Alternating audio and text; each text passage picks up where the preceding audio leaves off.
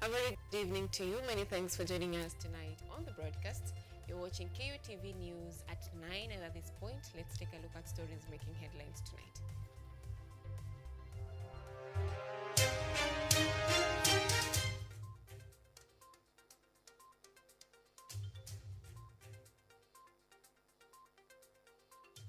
Over 1.3 million students nationwide begin their KCSE examinations under CBC curriculum.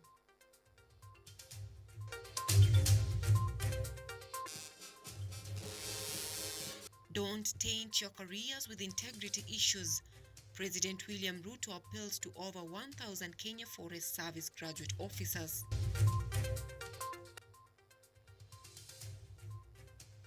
Gachagua files petition to stop the ongoing impeachment proceedings before the High Court.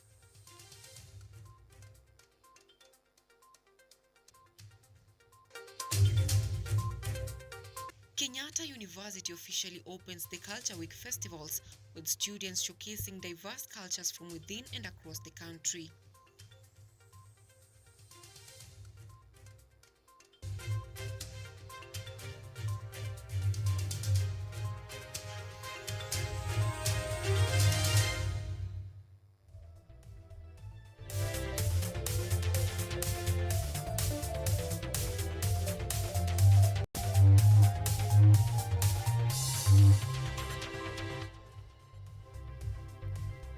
This is KUTV Primetime News with Anyango, Sylvia. That's right, and our sign language interpreter tonight is Sami Okelo. Remember, KUTV News at 9 is also live on YouTube at KUTV News Kenya, and you can engage with us on X at KUTV_Kenya at Anyango Sylvia KE. We begin. Today marks the start of the Kenya Primary School Education Assessment KCSE for over 1.3 million grade 6 students across the country. This year's exams, conducted under the competency-based curriculum, are happening in more than 32,000 centers nationwide and will continue through Wednesday.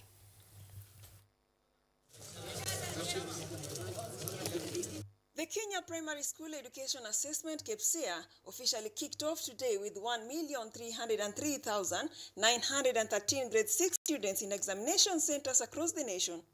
This marks the third year of assessments under the competency-based curriculum, which aims to test students' practical knowledge and skills across subjects.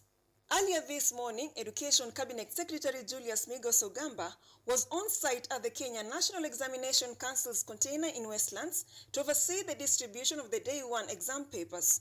Kirinyaga County Commissioner Hussein Alaso, who supervised exam distribution in Kianyaga area and Gishugu constituency, assured the public that comprehensive security measures are in place and that all efforts are focused on ensuring a credible assessment process. Necessary security arrangements have been made, and exams are secure.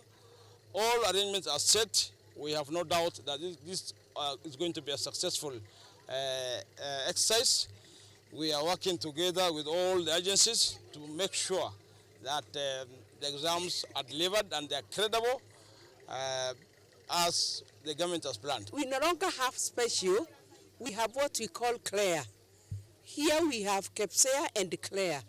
CLARE is for the special children.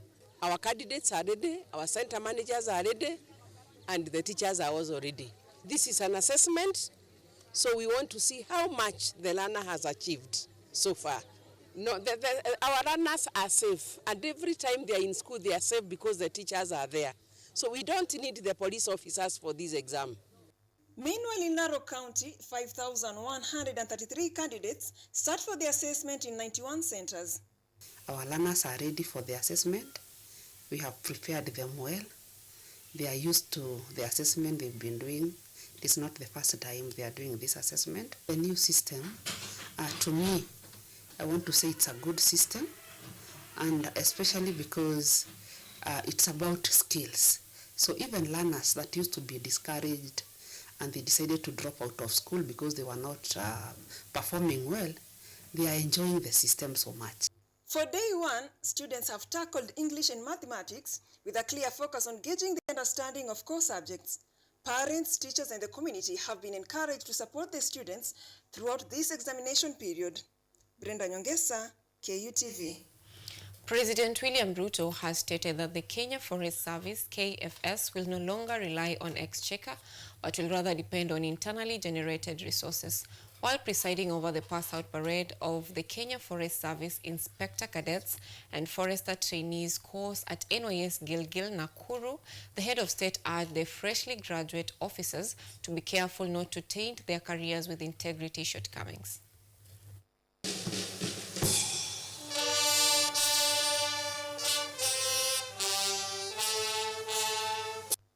While presiding over the pass-out parade of the Kenya Forest Service, Inspector Cadets and Forester Trainees course at NYS Gilgil Nakuru, which saw 569 new Forest Guardians graduate, 465 Forester Trainees, and 102 Inspector Cadets, President William Ruto has announced that the Kenya Forest Service will fully depend on internally generated resources starting next year.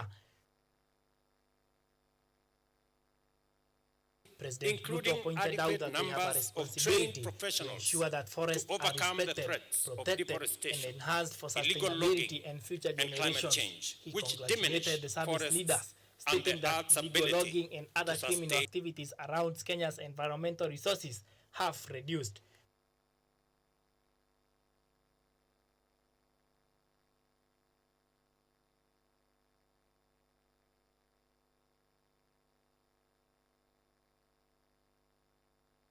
The challenge that our Kenya Forest Service has faced in the past is that of laxity, incompetence, and integrity.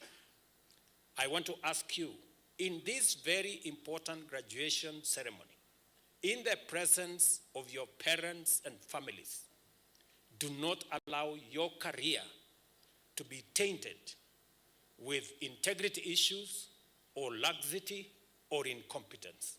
President Ruto noted that last year, the government hired the highest number of KFS officers since independence, being 2,600. He urged the freshly graduate officers to be careful not to taint their careers with integrity issues, stating that laxity, competence, and integrity issues have been a big hindrance to the growth of the service in the previous year. The new Forest Guardians graduate, Forester Trainees, and Inspector Cadets are now ready to embark on their new journey. Dennis Munyi, KUTV. Impeached Deputy President Rigathi Gachagua has taken his impeachment battle against the Attorney General and Parliament to the Court of Appeal as he fights to overturn his impeachment and reclaim his position. In a petition at the Court of Appeal seeking to stop ongoing proceedings before the High Court, Gachagua says he is dissatisfied with the ruling that upheld Deputy Chief Justice Philomena Mwilu's authority to empanel a three-judge bench to determine his ouster case. Gachagua argues that only Chief Justice Martha Koome has the constitutional authority to assign judges to such cases. He contends that the High Court's ruling is based on a misinterpretation of the Constitution and has requested the Court of Appeal to halt the ongoing proceedings. This comes a day before a ruling on his case was to be made by the High Court.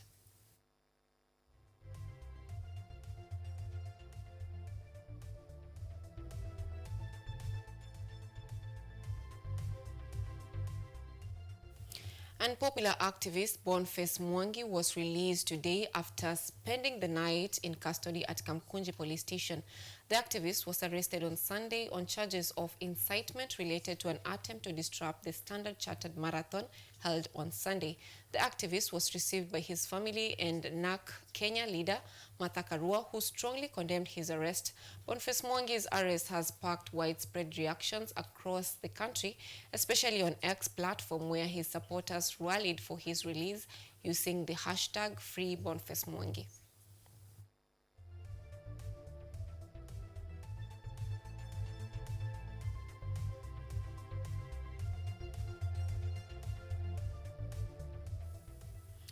A group of armed robbers caused fear and chaos in the village of Mundeku, Butere constituency in Kakamega County after killing 3 people and injuring others. As Rukia Hussein reports, the robbers were said to have used illegal weapons. Police say investigations are underway to root out the criminals.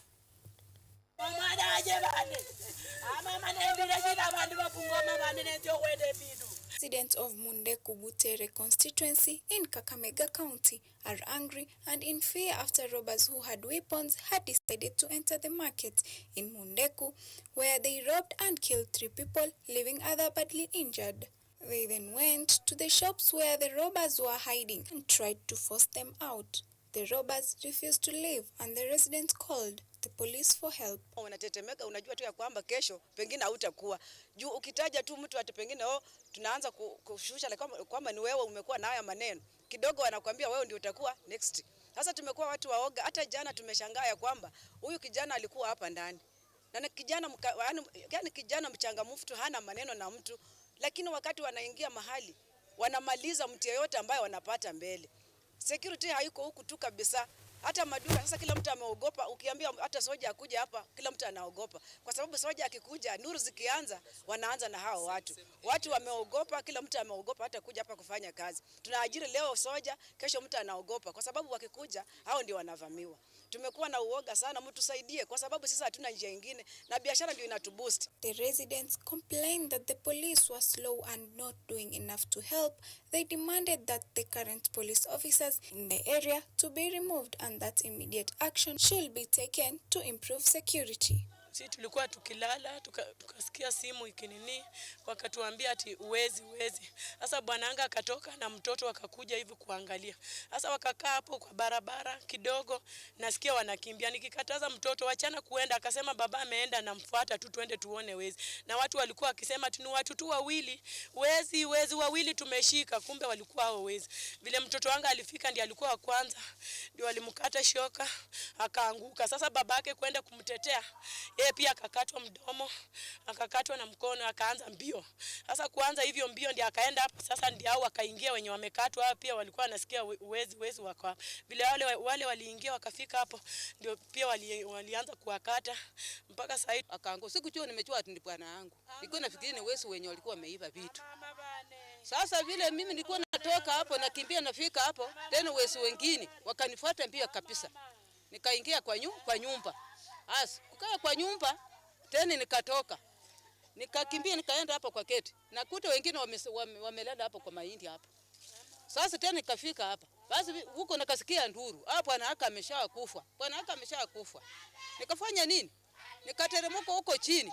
Nikakuta bwana anga amekufa. Walikuwa watu 3. Amekufa. Walikata kichwa.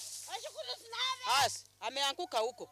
They are now asking the government to take action to stop the robbers and make the village safe again. However, the police have promised to investigate the matter and take the actions. Jamaa wanasema wengine ndio hawa kidogo wako chini. Sasa hawa jamaa wanaanza kunifuata. Mmoja alitoka huko, walikuwa 3, mmoja alifikia. Nilikuwa na panga saa hiyo, ananiambia weka chini panga yako. Niliweka. Namwambia sasa bwana, unataka kunibuira nini? Sisi si mwizi. Sisi na huko. Kwa nini unaue hivi bwana? Sasa ananiambia weka chini panga. Niliweka chini panga. Kumaliza kuweka hiyo chini panga, alichapa na shoka kwa kichwa. Aliambia wenzake hawa, wewe tushamalizana naye, twende tumalizie wenye walianguka chini pale. Sasa nianza kusikia uchungu, kisungu. Sasa nilitembea nilishindwa kutembea. Nilianza tu kutamba. Walikuwa tuna mashoka na mapanga. Walikuwa watu wengi, sasa watu kama. The residents are still concerned and want the government to act quickly to ensure peace and safety in the village. Rukia Hussein, KUTV. Now that is quite unfortunate. Let's shift gears to a different mood back here at home, where Kenyatta University faculty, today full of joy and excitement, officially launched the 31st edition of the Culture Week festivals at the university's Bishop Square grounds. Students celebrating the diverse cultures in the country and across our borders showcase their talents and are expected to proceed with the exhibitions for the rest of the week. Today's highlight being a comedy night show at KU Amphitheatre graced by Crazy Kenna.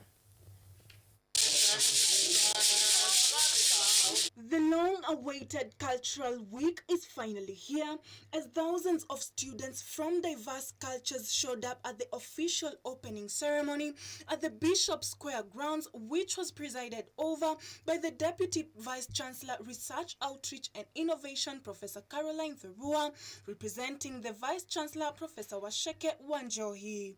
According to her, KU Culture Week has attracted thousands of performers and audiences, not only from within Kenya and Africa, but throughout the world from its establishment more than 3 decades ago. It is from such festivals that the university has been able to identify key talents and nurture them to their full potential. Professor Thurua was delighted that KU has retained the National Music Championships for 15 years consecutively and reminded the students of how cultural values uphold moral uprightness, social responsibility, and empathy towards the needy. Engaging in activities that promote these values will definitely make us responsible citizens capable of sustaining our institutions and nation at large.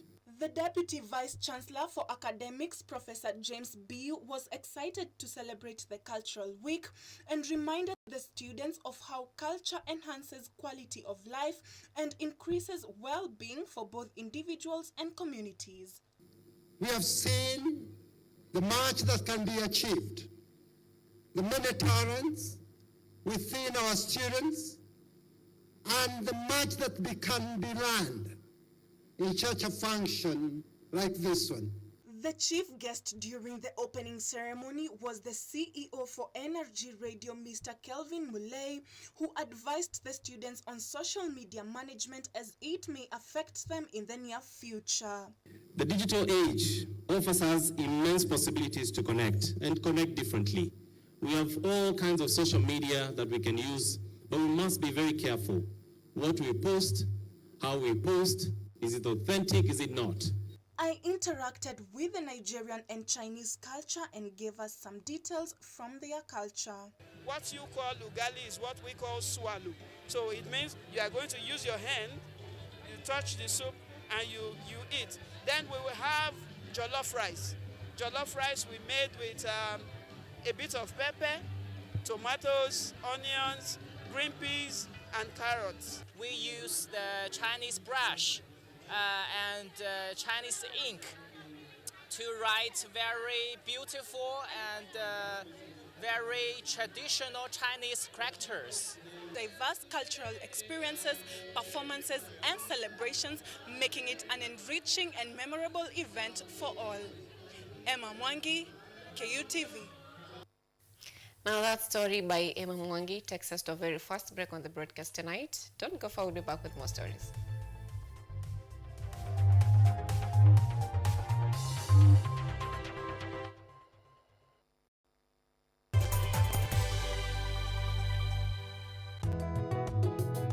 Katika maisha yetu ya leo, wakulima na jamii nyingi kwa ujumla wanakumbatia teknolojia mbalimbali na kilimo hai ili kuondoa magonjwa sugu na kuongeza usalama na utoshelevu wa chakula.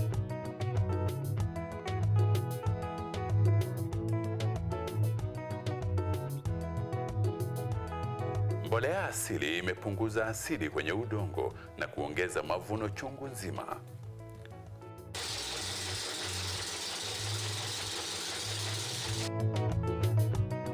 Wajua tuko shambani, na humu shambani pia kuna ng'ombe, kuna kuku, na wanaacha uchafu wao. Na huo uchafu si wa kutupwa, ni wa kutumika katika kilimo kama mbolea. Kwa sababu mimea hii imekuwa kutumia mbolea ya hawa wanyama. Wakulima mbalimbali wamekumbatia teknolojia ili kuokoa gharama ya ukulima na kutumia nafasi zilizopo katika mashamba yao.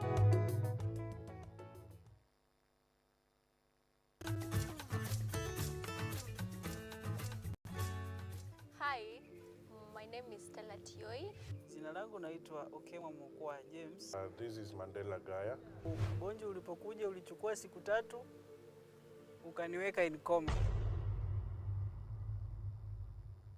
20 wamezikwa, 2 ndio wako hai. I don't even know how it feels to see. I feel like I cannot express myself well the way somebody who can walk can actually express themselves. Ilichukua muda mwingi mrefu tena mpana ili kuikubali kwamba mimi siwezi tembea tena. I've come to actually accept myself. Ukijaribu kumsimamisha mtu mwambie tafadhali nionyeshe njia. They find it quite strange talking to you. You should just make schools integrated. Inclusive setups. By providing the right facilities.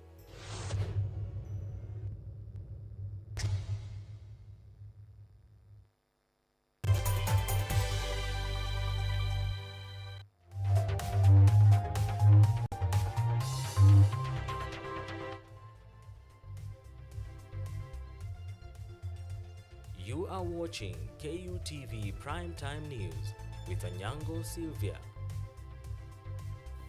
Welcome back. Remember to keep engaging with us on our social media platforms. That is on X at KUTV_Kenya at Anyango Sylvia KE. Now, 3 elders from Kilifi County are being accused for allegedly bewitching a young man in Bungale Magarini constituency. The elders have been forced to flee from their homes and are now blaming the Baricho Magarini police station OCS for failing to arrest the youths who are allegedly harassing them. Take a look. 54-year-old Robert Ngolo, his neighbor Johnson Safari, and village elder Daniel Kalama are under threat from a gang of youths from Bungala area Magarini constituency. The 3 are accused of bewitching a young man in the area, claims which they have denied. Nikaona vijana wengine wamenizingira hivi tu. Wakasema twende kule. Tena twende tayari. Sasa mimi niliwafuata kwa sababu niliogopa. The elders have been forced to go into hiding after being threatened by the youths who frequently throw stones at the home of Elder Ngolo, the man suspect in the Witchcraft Saga.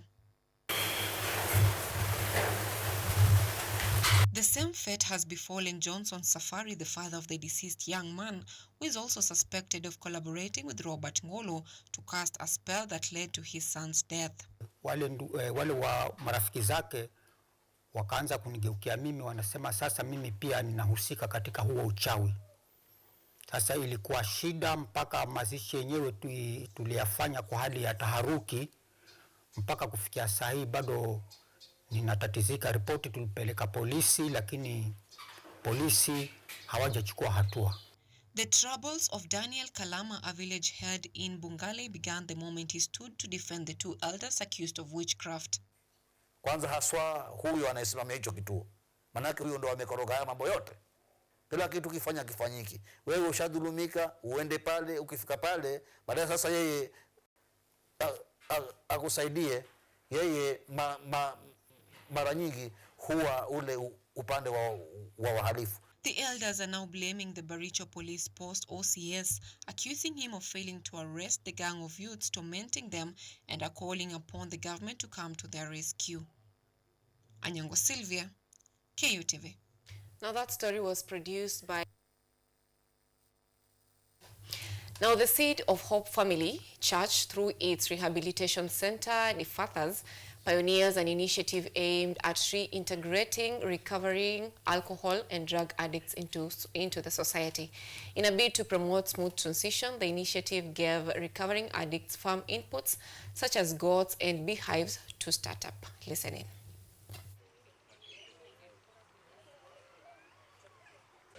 A lovely story of a new beginning plagues the Seed of Hope Church through its initiative that aid recovering addicts. This comes through its generous donation of farm inputs to individuals ready to be integrated back into society. Wamefanyiwa rehabilitation na wao tunawaweka busy. Kwa nini? Tunataka wapate nyuki, wapate kuku, wapate mbuzi. Kila mtu akitoka rehabilitation yetu lazima awe na mizinga kama 3, awe na mbuzi, awe na kuku, awe na sungura. That person hata akienda nyumbani is a busy person. The Church Bishop John Mwangi reiterates that through family therapy, individuals from rehabilitation centers are better prepared to reunite with their families as well as bond over farming activities. Ile ambao wamefanyiwa rehabilitation na wao tunawaweka busy. Kwa nini? Tunataka wapate nyuki, wapate kuku, wapate mbuzi. Kila mtu akitoka rehabilitation yetu lazima awe na mizinga kama 3, awe na mbuzi, awe na kuku, awe na sungura. That person hata akienda nyumbani is a busy person. Jeremiah Moriongi, a beneficiary of this noble cause, states that through the program he will be able to sustain his living and further encourages those who haven't started to abstain from drug abuse. Na nimeona matumaini mengi tangu niingie. Nilikuwa natumia drugs ile za kunywa pombe na drugs zingine za kula mila. Imenieneza vizuri kwa sababu nimeachana na hizo vitu, na hizo vitu nimeachana nazo, na hizi mbuzi tunapewa siku ya leo ni mbuzi mzuri, itanieneza nikuwe kimifugo. Mary Mawera, also a beneficiary of the program, further explained that being idle is a major cause of drug abuse, and through projects such as these, more youth will engage in meaningful practices. Wanaandika wanajihusisha kwa hizi drugs juu ya kukua idle. So wakiingia waingie kwa project kama hizi, wakuje kwa farming, tukuze mbuzi, tukue mbizi, hatutakuwa na shida ya pesa. Na hawatapata hiyo wakati ya kutumia hizo ndawa. So naweza ambia young generation wakuje tujihusishe na hizi vitu, tulime na tutakuwa na pesa yetu na maisha yatakuwa poa. Through this initiative, beneficiaries are not only promised productive, time-consuming activities through farming, but also a means of livelihood that will enable them to sustain both themselves and their families. James Baraka, KUTV News. Now on to news across our borders. Africa loses nearly $90 billion annually to financial crimes linked to corruption, tax evasion, and environmental crimes. But an initiative is training journalists to follow the money and expose how these crimes are connected to other illegal activities. For VOA, Sanamu Todd reports from Accra. Reporter Jessie Olamoris prepares for her latest assignment, covering human rights for the media outlet Yen in Ghana. Her coverage on migration, street hawkers, and homelessness helps expose gaps in social policies and inspires advocacy.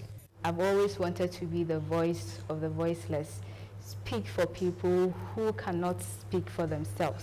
That drive expanded when Olamoris joined a training program that introduced her to how cartels, politicians, and businesses move money from illegal activities across borders. Evading taxes, human trafficking, money laundering, and all of these were issues that were everyday issues. Sometimes you see them and then you just take them as normal things, but they were really things that were hurting the country.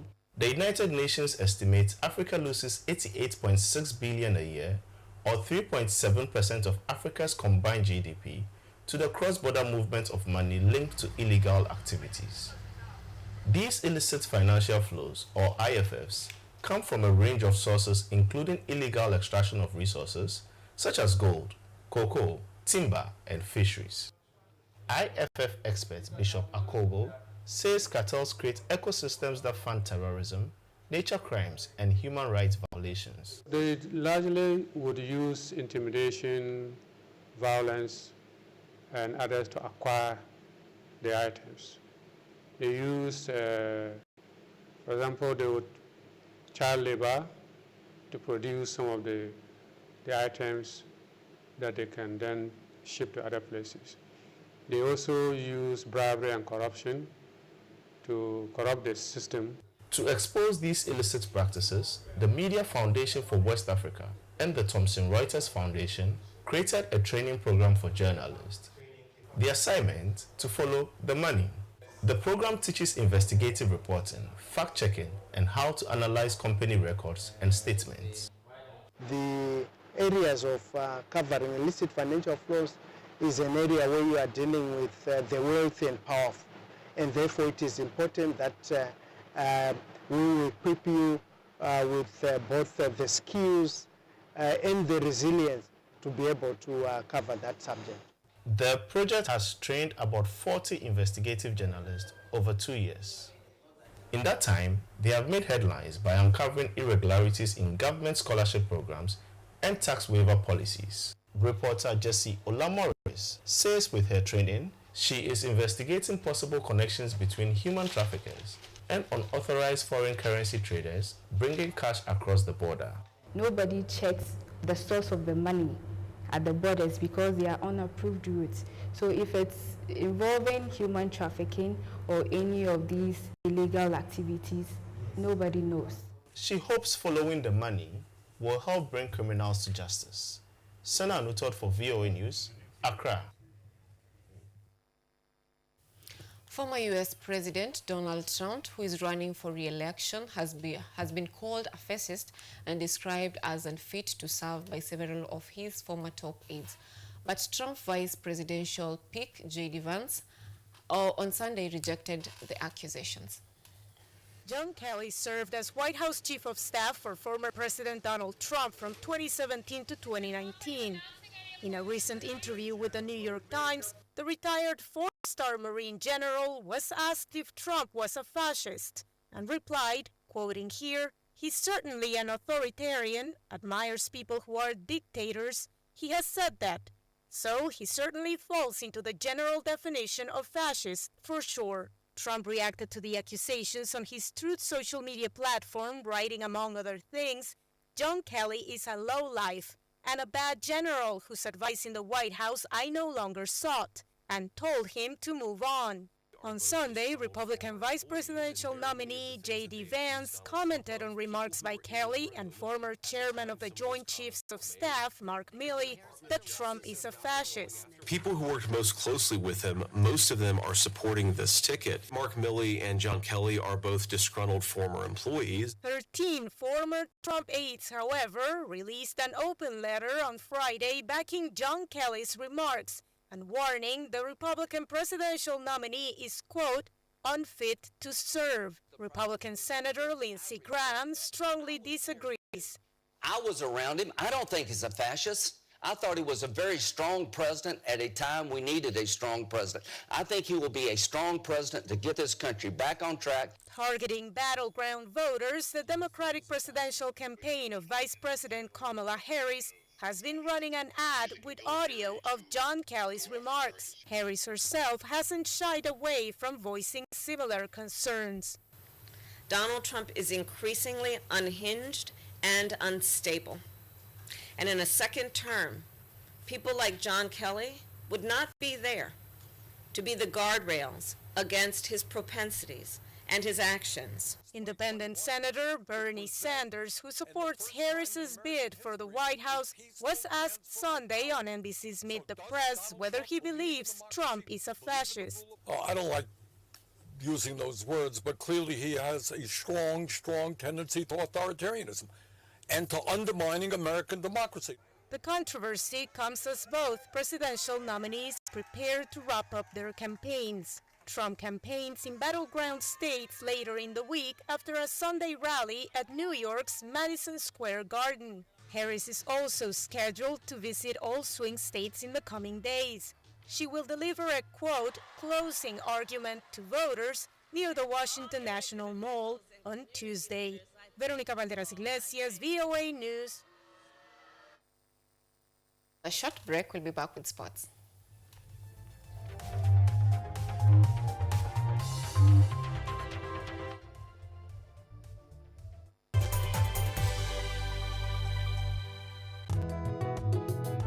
Katika maisha yetu ya leo, wakulima na jamii nyingi kwa ujumla wanakumbatia teknolojia mbalimbali na kilimo hai ili kuondoa magonjwa sugu na kuongeza usalama na utoshelevu wa chakula.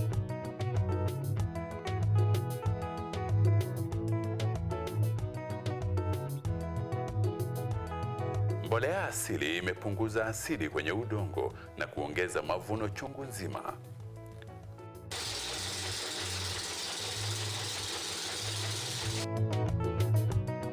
Wajua tuko shambani, na humu shambani pia kuna ng'ombe, kuna kuku, na wanaacha uchafu wao. Na huo uchafu si wa kutupwa, ni wa kutumika katika kilimo kama mbolea.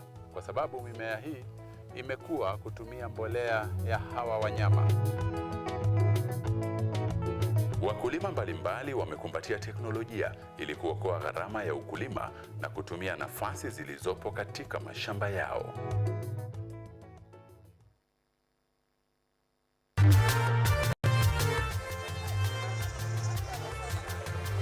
Ni nguzo na uso wa jamii. Kupanda shuka akawa tuzo, ukakamavu wake ukatii na kumfanya mwenye bidii. Kwa machozi na makeke akabaini jinsi ya kuwini. Huyu ni mwanamke ngangari kwa jinsi alivyo ng'ari. Mimi ni mwanamke mwake. Usikose kutazama kipindi cha mwanamke mwake nami Caroline Kimwele.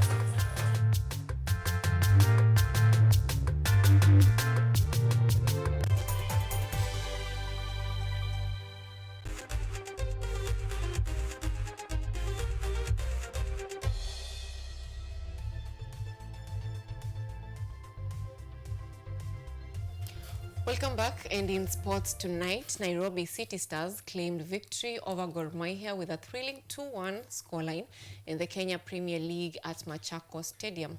The City Stars forwards Robinson Asenwa and Dennis Oalo found the back of the net, securing a crucial win for their side. Gor Mahia managed a consolation goal from Levin Joseph's strike. In the next round of fixtures, Gor Mahia will face Murang'a Seal at Kenyatta Stadium, while City Stars prepare to take on Shabana FC at the Raila Odinga Homa Bay Stadium on 2nd November 2024.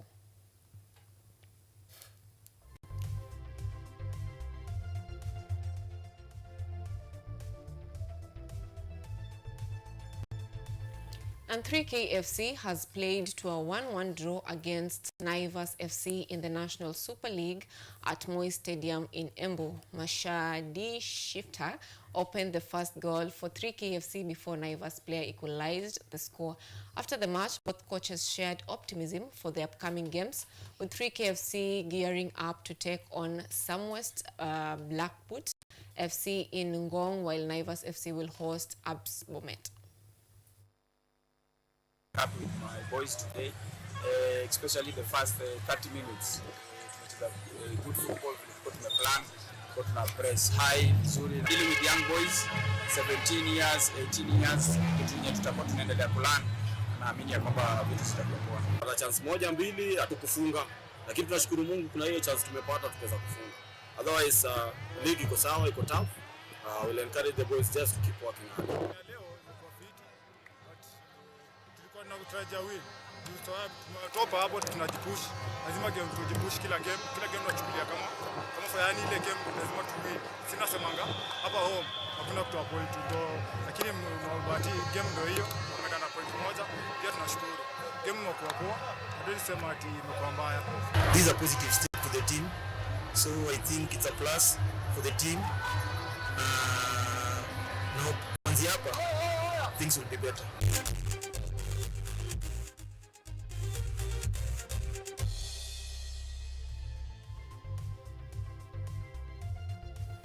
Now that is it from us tonight. Thank you so much for choosing KUTV and for staying with KUTV News at 9 this far.